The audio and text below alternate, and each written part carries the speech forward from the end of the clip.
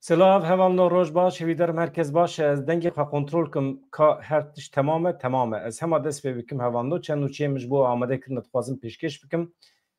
Niha em pêşî bi Serokkomarê Tirkiye Recep Tayyip Erdogan got ez di çavê xwe de hişmendiya feqê Teyran û Biratiya Îdrîsî Bitlisî dibînim. Serokkomarê Tirkiye û Serokê Giştî AKP Recep Tayyip Erdogan îro li Enqereyê di bernameya bi dawîbûna kampa şewr û stratejiyê ya ciwanên AK Partiyê de axivî. Ew jî civînekî balkêşe Tayyip Erdogan di beşekî heftena xwe de tiştek ku me eleqedar dike me Kurdan behsa pêvajoya çareseriyê kir dibêje kî çi dek û dolaban dike bila bike çi astengiyan derdixe bila derxe em ê îşallah Tirkiyeyeke ku teror tê de tune be radestî we gencan bikin dibêje behsa feqiyê Teyran dike behsa Îdrîsî Bitlisî dike em ê guh nedin wan kesên ku reşbînî daxivin Erdogan got partiya wî wê di demekê nêzik de salvegera 24 ya damezrandina xwe pîroz bike wekî mîrata herî mezin a ku em ê ji we re bihêlin Tirkiyeyeke bê teror e hinek sebir lazim e wêrekî lazim e dilsozî lazim e em ê guh nedin wan kesên ku her dema dest bi axaftina xwe dikin bi reşbînî daxivin em ê guh nedin gotinên hûn nikarin bikin hûn nikarin bi ser bikevin dibêje Tayyip Erdogan. Wezîrê Parastinê yê Tirkiye Yaşar Güler li gel Wezîrê Parastinê yê Sûriyê Murhef Ebuqesra, Wezîrê Karê Derve Eshat Hesen Şeybanî, Serokê İstixbarata Giştî Hüseyin El Seleme civiya.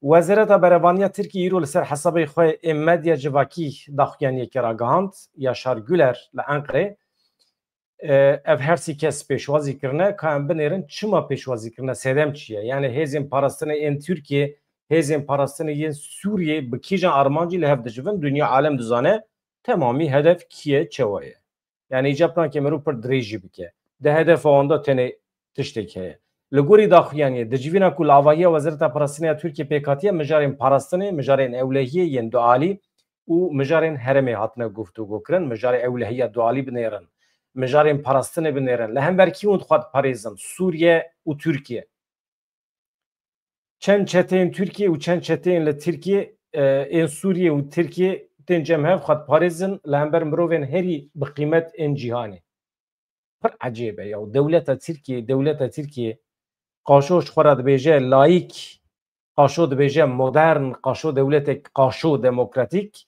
diçe mirovên herî kevneperest ê cîhanê çete ji xwe re dike dost hevalbend li hember mirovên herî medenî ê cîhanê wan keç û xortên ku dünya alem heyranê wan e ha statûna de wan tiştekî dine ew jî dünyayekî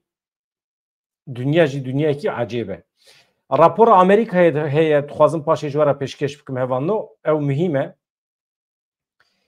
Wezîrê Dadê yê Tirkiye Yilmaz Tunç li ser hesabê xwe Xê ragihand ku li gor gotinê wî yên tekîldarê Serokkomarê Tirkiye Recep Tayyip Erdogan di derbarê Serokê Giştî yê CHP Özgür Özel de dawe hatiye vêkirin yani qet nebe lêpirsîn vêgavê Yilmaz Tunç dibêje ew gotinên ku ji hedê xwe derketine li derveyê sînorên rêzgirtinê ne êrişeke eşkere ye li dijî îradeya ku nûnertiya 86 milyon welatiyan dike siyaset di nava sînorên edeb û exlaqî de têkirin gotinên rast dibêje ji devê kesekî şaş çend gotinê me hene ji bo wî serdozgeriya Komariya Enqerê di derbarê gotinên heqaretwarî yên Serokê Giştî yê CHP yên li dijî Tayyip Erdogan de dest bi lêpirsînê kiriye ev zimanê Serokê Giştî yê CHP bikaraniye êdî ji pirskirêka uslûbê derketiye bûye rewşeke ku ji nezaketa siyasî jî derbas bûye hevan no ev kesî ku behs dike AKP'ye û dibêje zimanê nezaketê kêm e exlaq kêm e û nizamçîk kêm e di zimanê siyasetê de mirovê ku herî zêde ji exlaq dûr axifiye Tayyip Erdogan bixwaye û mirovên AKP'yî ne li hember Selhedîn Demirtaş li hember rêveberên siyasî yên Kurdan ji terorîzmê bigire heta her jûre heqaret bikaranîne di gotinê xwe de yek rojekî jî dozekî li hember wan nehatiye vêkirin yani em wekî milletê Kurd aynî helwestî ji derdorê AKP jî hêvî dikin ji bo rayedarên Kurd ha yên li serê çi ha êd nava siyaseta Kurd te li Tirkiye ha yê li derveyê welêt ha li hember rojnamegerên Kurd herkes bila hedê xwe zanibe herkes uslûb zimanek exlaqî bikar bîne li hember me em mirovên biqîmetin me zerar nedaye tu kesekî em tenê mafê Kurdan û mafê milletan dixwazin wekeviya milletan dixwazin mirovên ji exlaq dûr ji siyasetê dûr kevin. Siyaset bê exlaq tenê zirar dide civakê. Hevanno Tuncer Bakirhan hevserokê Dem Partî dibêje dema ku Hakan Fîdan çavê xwe digire di fikre ku şeve dema çavê xwe digire ji wetrê Kurd tunene wenda bûne. Dema ku ew dibêje Kurd û mafê wan tunene ji wetrê mafê Kurdan heqeten jî tune ye. Lê Hakan Fîdan şaş e. Em hêvî dikin ew di demekî nêzik de çavê xwe veke rastî bibîne zimanekî ku xizmetê ji bo çareseriyê dike bikarbîne. Her nêzîkbûnekê di navbera Kurdan û Şamê de tê astenkirin. Ez merex dikim eger Rêveberiya Bakur Rojhilatê Sûriye û hikûmeta Şamê îro li hev bikin gelo Tirkiye wê çima bibe asteng? Sebeb çi ye? Bakirhan dipirse bi qasî ku ez dizanim birêz Hakan Fîdan di kabîneya Sûriyê de ciyê xwe nagire lê tevahiya xebata xwe roj û şev li ser Sûriyê dike ji bo pêşî li qezencekî potansiyel ya Kurdan bigire li wê derê dixebite. Cihan vê yekî baş dizane vê dibîne rewşekî xemgîn e dibêje Tuncer Bakirhan. Navenda ragandinê ya Meclîsa Leşkerî ya Dêrezorê tekildara êrişa şaneyên çeteyên Daişî û operasyona ewlehiyê ya ku jaliyê meclîsê ve hatiye destpêkirin daxuyaniyekê nivîskî weşandiye. Di daxuyaniyê de tê gotin komekê terorîst ku tê texmînkirin şaneyên Daişê ne du hêvarê êrişê çar şervanê meclîsê kirin. Wekî din hatiye diyarkirin ku êriş li bajarokê hew hewayî ê Rojhilatê Dêrezorê hatiye kirin dema ku her çar şervan ji bo tedaviyê diçûn dermanxanê êrişê ser wan hatiye kirin. Di dewama daxuyanî de hate gotin ku hêzên me operasyonekê leşkerî ya bi bandor dane destpêkirin. Di encamê de çekdarekî hatiye kuştin sê çekdar jî birîndar bûne. Operasyon li gorî planê dewam dike. Her êrişekê li dijî endamên me yan jî li dijî şaneyên herêmê wê bêbersiv nemîne. Wekî din di daxuyanî de hat eşkerekirin di derbarê êrişê de ji bo diyarkirina berpirsên wê lê kulînekê berfireh hatiye destpêkirin di dawiya daxuyanî de jî hate gotin Meclîsa Eskerî ya Dêrezorê hewldanên destdirêjiya li ewlehî û aramiyê herêmê red dike. Biryara xwe nû dike ku li ku derê derê bila bibe ew ê terorê biqedînin operasyonên xwe li dijî gefên li ser jiyana gel li ser destkeftên gel bidomînin. Rapora Amerîkaya ez dixwazim ji we re bixwînim hevanno. Rapora Amerîkayê gelekî balkêş e yan Amerîkayê siyaseta xwe guherandiye yan jî li wê derê di nava wan de nakokî hene. Pentagon heye, Kongreyê Amerîkayê heye, Donald Trump û hevalbendê xwe hene. Yani gelek beşên siyasî eskerî yên li Amerîkayê hene. Ev rapora ku hatiye amadekirin jalî endamên Kongrê ve hatiye amadekirin lê Pentagon xwedî lê derdikeve. Ka min erin tê de çi heye? Hevanno. Mühîm e di siyaseta Amerîkayê de eger guherîn çi bibe ev li gorî faydeya Kurdan e. Di raporê de ku jalî endamên Kongreya Dewletên Yekbûyî Amerîkayê ve hatiye amadekirin tê de tê gotin artêşa nû ya Sûriyê ya girêdaya hikûmeta veguhez bê avahiyekê rêxistinî ya hevgirtî ye. Yani bingî hewî tune. Artêş xwe dispêre hevbendiyeke nazik perçebûyî ku ji berpirsên van rêxistinan pêkitê Heyet Tahrir el Şam yani Cephetul el Nusra û çend milîsên Sünnî yên tundrew ji wan pêkitê yani artêşa Sûriyê. Di raporê de hate destnîşankirin ku hin komên wekî rêxistinên Huras el-Din ew jî ji aliyê Washingtonê ve wekî rêxistineke xeternak tê dîtin. Piştî rûxandina rejîma Esad fesehkirina xwe ragihandibû vê rêxistinê, hegemonya xwe li Şamê vegerandiye û bandora xwe li ser avakirina siyasetên hikûmeta veguhez jî didomîne. Yani ev rêxistina Huras el-Din ku qaşo xwe feseh kiribû li Amerîkayê di lîsteya hêzên terorîsta cî digire, niha li Şamê serdest e, hukumdar e. Binêrin. Dewleta Tirkiye pêra hevkar e. Hevalbendên dewleta Tirkiye di lîsteya terorîst ya Amerîkayê de ciyê xwe digire. Amerîka çi dibêje? Rapor bi tevahî ji heftê rûpelan pêkitê. Mesele ciddî ye. Rûniştina heftê rûpel di derbarê Sûriyê analîz lêkolîn derxistine, nîşandane, encamekî jî derxistine. Pentagon li ser firehbûna desthilata hikûmeta veguhez yan jî zêdebûna jêderên wan şiyarî dabû. Yani di raporê de bahsa Pentagonê tê kirin. Yani rapor xwe destpêrê agahiyê ku Pentagonê dane wan. Ev jî mühîm e. Yani Pentagon û kesên ku ev rapor amade kirine bi hev re kar dikin. Donald Trump Thomas Barak şêwirmendî ji Sûriyê berpirsiyare ew her du jî li gorî vê raporê tevnagerin ew hevalbendên van terorîstan e. Ez dubare dikim di raporê de ku ji heftê ropelan pêkitê tê diyarkirin ku Pentagonê li ser firehbûna desthilata hikûmeta veguhez yan jî zêdebûna jêderê wan şiyarî dabû. Zêdebûna ew çeteyên ku tên dikevin navê. Tê gotin rewşa bi vî rengî wê bandora Qesedê li Bakur Rojhilatê Sûriyê bihêztir bike, ji her demê bêtir xweseriyê bide Qesedê. Çi qas çete di nava hikûmeta Şamê de ciyê xwe digirin, ew qas em heq didin Qesedê ku xweser be bi tena serê xwe be tevlî artêşa Sûriyê nebe.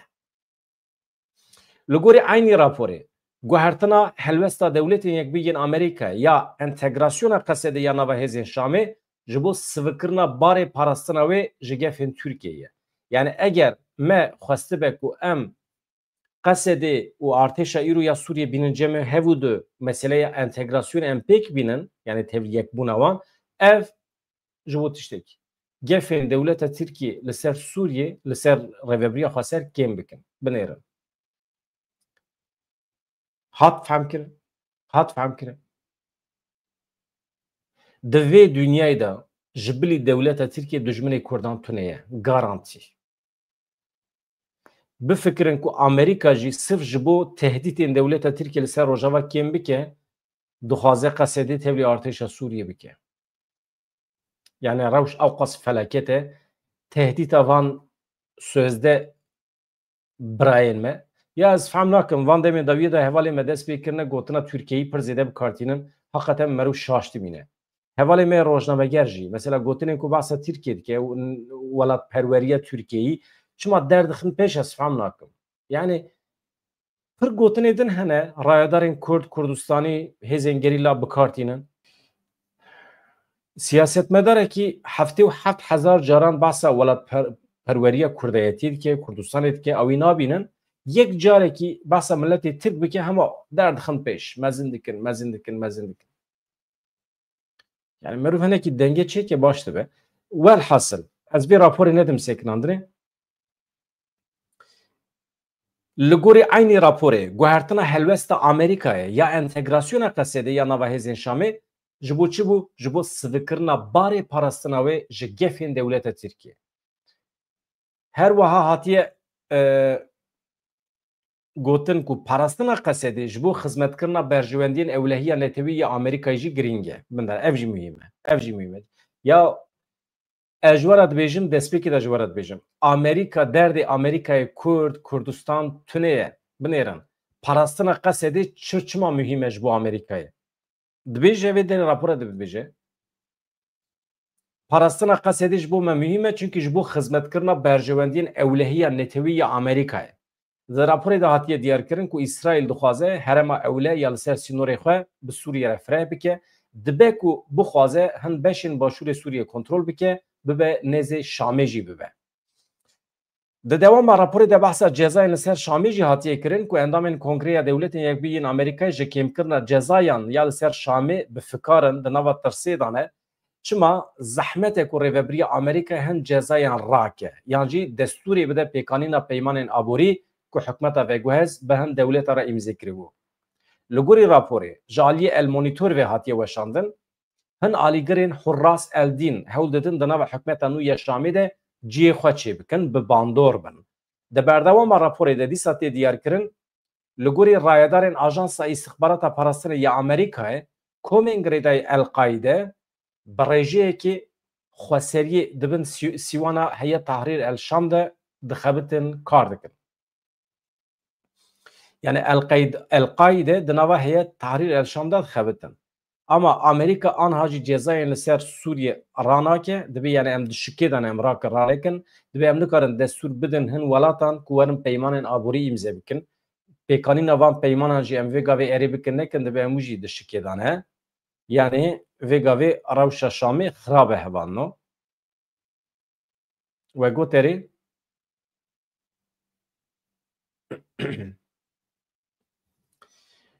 ez vê dubare ji were dibêjim لگوری رایدارین آژانس استخبارات پاراستانی آمریکای بنیره لگوری آگاهین استخباراتی کومن گریدای القاعده برژه که خسریه دبن سیوان هیئت تحریر الشام ده دخابتن کار دکن دخوازن ببن خودی باندور ev yek ji dihêle ku çetên berê yên Hurras Eldîn tevger bandora xwe tesîra xwe li ser siyasetên polîtîkayên hikûmeta veguheziya Sûriyê çê bikin.